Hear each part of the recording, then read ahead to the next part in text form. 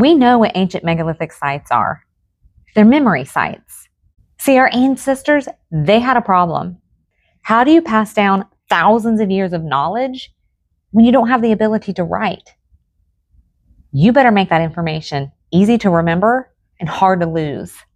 So our ancestors used mnemonic devices, like stories and songs, weaving all of their knowledge into their mythology because stories store information.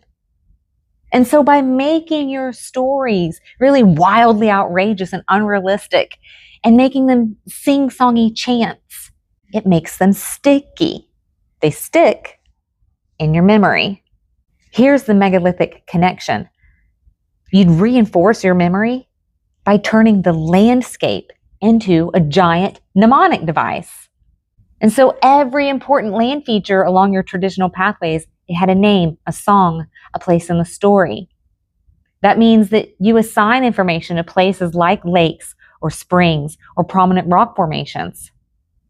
Plus, you would perform rituals like a dance at each site, because the more of your senses that you get involved, the more that it's like a power up for your memory.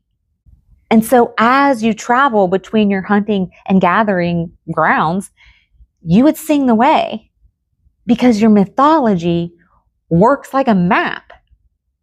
It's actually the same mnemonic system that the ancient Greeks used to remember their big old long speeches, the method of loci, a mnemonic system that they inherited from their ancestors. So what happens when your people start settling down and getting into agriculture? You need new technology. So you invent it. So you haul and you carve and you dig and you create these giant rings of stones, or you drive wooden posts into the ground.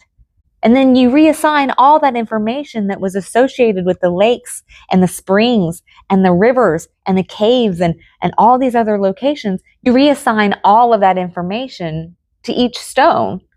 And so that means that as you walk from stone to stone to stone, you're still doing your dancing, you're still doing your chanting, you're still telling the story songs, not because you're worshiping, but because you're remembering.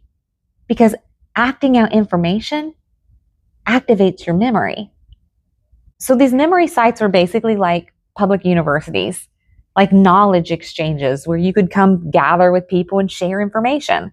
Our ancestors sent messages across time using myth, memory, and megalithic sites. How rad is that?